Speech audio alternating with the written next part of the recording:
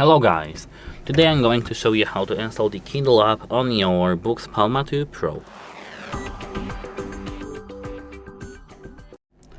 At first you need to have in the Play Store opened, and here you need to tap search. In the search you need to search for the Amazon Kindle.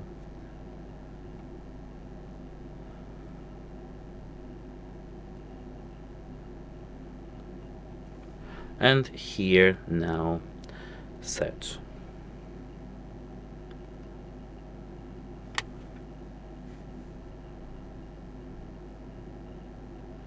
Here, as you can see, we have the Amazon Kindle reading application. Tap it, and here hit install.